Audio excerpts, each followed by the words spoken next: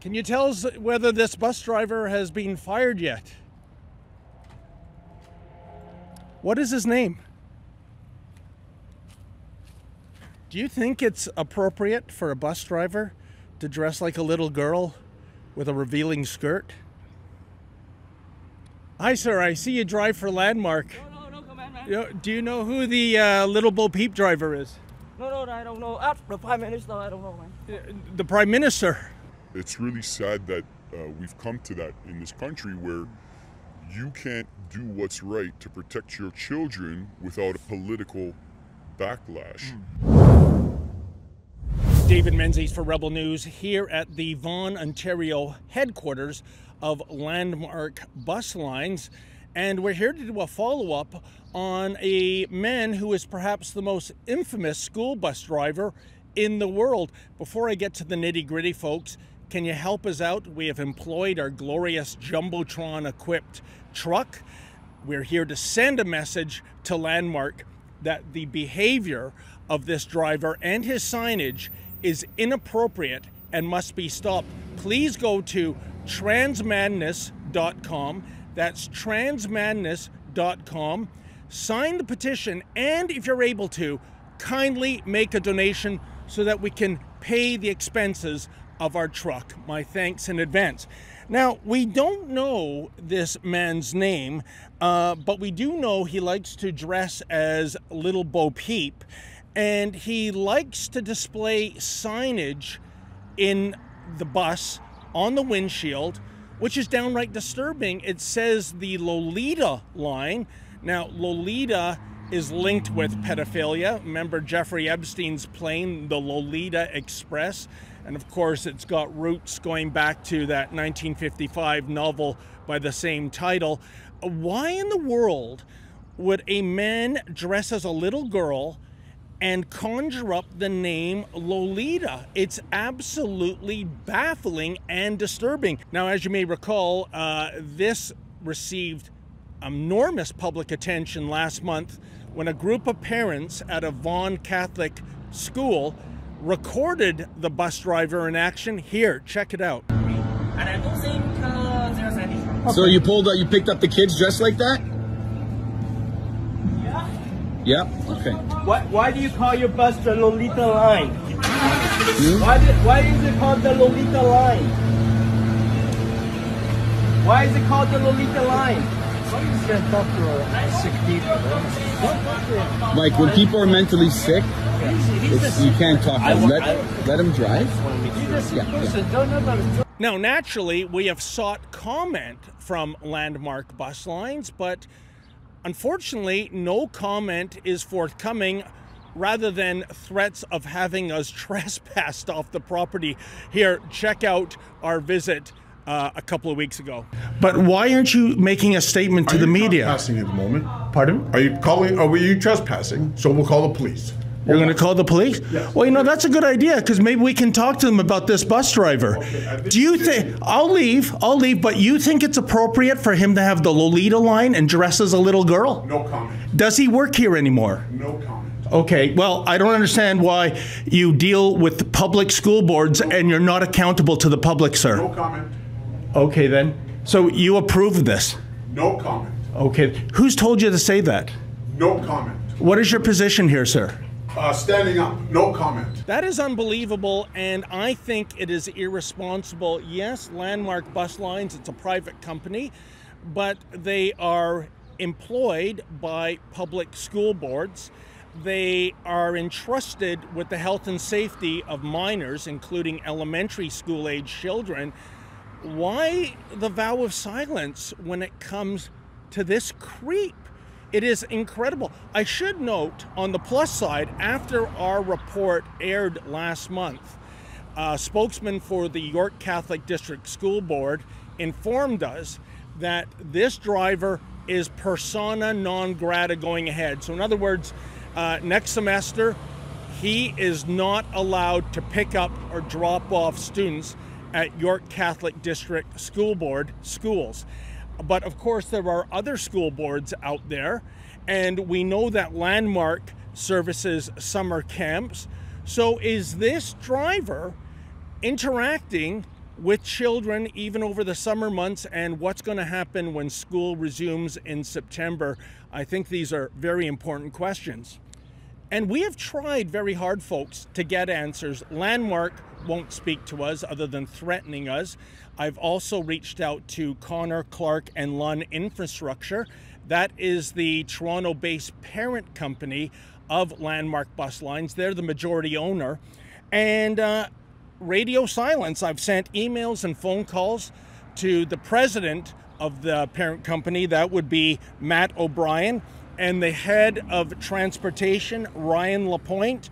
Again, our calls and emails have not been returned. But why? As well, I've reached out to the Ontario Ministry of Transportation. That is the government body that is responsible for regulating school buses. And yet again, zero response. But that's how the Doug Ford progressive conservatives operate these days, folks.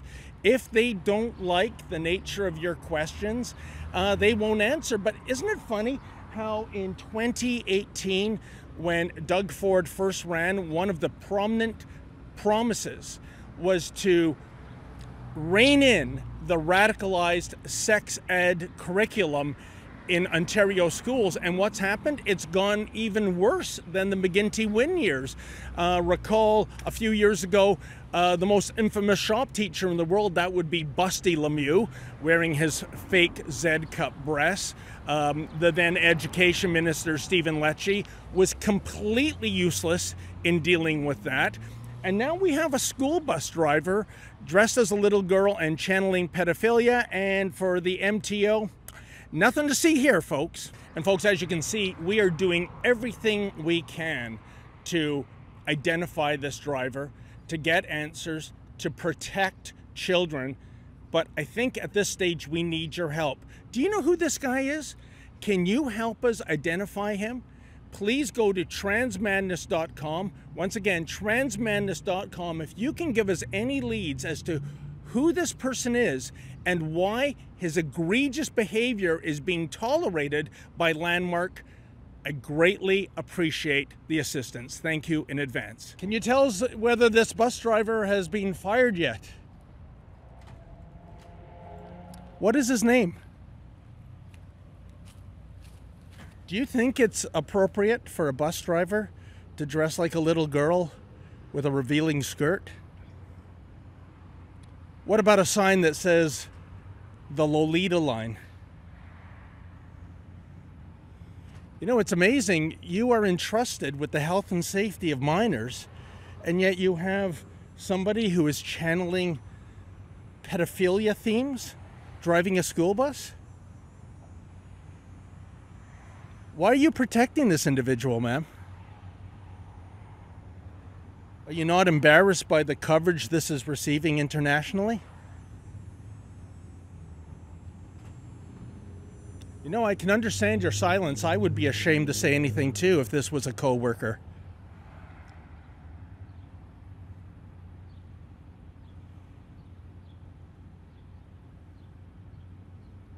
Look at that. Do you think that's appropriate? Seriously? How do you react to the York Catholic District School Board saying that this bus driver is persona non grata at its schools?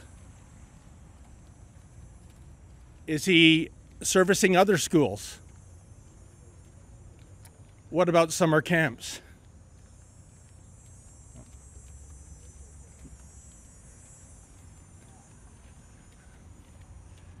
Oh, hi, ma'am. Are you with Landmark too? Do you think this is appropriate, ma'am? Do you think somebody dressing like that is appropriate? Well, they locked the door on me. Hi, sir. I see you drive for Landmark. No, come on, man. Do you know who the Little Bo Peep driver is? No, I don't know. Ask the Prime Minister, I don't know, man. The Prime Minister. You are an eyewitness. You have seen this man dressing up as a little girl. When you first saw it, what were you thinking? Well, at first, because it was Gay Pride Month, I thought it was just somebody dressing up for their festive month, and which I guess is fine, other than it being around kids. But once we figured out that this person was not only around the kids, he was a bus driver to the school, it became a very big concern for myself and everybody there. Is the signage saying the Lolita line, that conjures up themes of pedophilia? When you saw the sign as well as how this man was dressed up, how did that make you feel? Highly, highly concerned, especially since the connotation brings up child pedophilia, child grooming. It became a major, major red flag for myself and the whole community. So the fact that Landmark isn't addressing that and not bringing that to a bigger light is highly concerning, especially since what that refers to. It's really sad that we've come to that in this country where you can't do what's right to protect your children without a political backlash or having to worry about cancel culture coming after you for essentially protecting our kids. Now, what people do behind closed doors is their business. I don't care if you're white, black, red, white, straight, gay, binary, non-binary, trans. It doesn't matter. No one cares, and most people don't care. But when you do that stuff and you perform those acts and you dress that way in front of our little kids with impressionable minds, it becomes a very big problem for myself and the communities around us. I think you're right about that. Final thought, Ted. The good news, I think, is that the York Catholic District School Board were very proactive when our story was published. They released a statement saying basically this driver is persona non grata at our schools moving forward. I spoke to a spokesman with the York Public School Board, and he said he's never been involved in picking up children at those schools. But the thing is, Landmark deals with other school boards. Landmark deals with summer camps.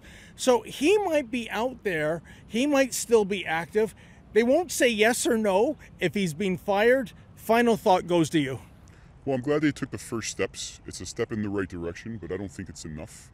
Again, when it comes to kids, public, Catholic, doesn't matter. The people shouldn't be around kids that are going to cause them to raise questions which they're not mentally mature to understand the answers for yet. Well, folks, this is our truck driver, Mark, and I thought I'd get Mark on camera because before he accepted our position, he used to be a driver for the Toronto Transit Commission.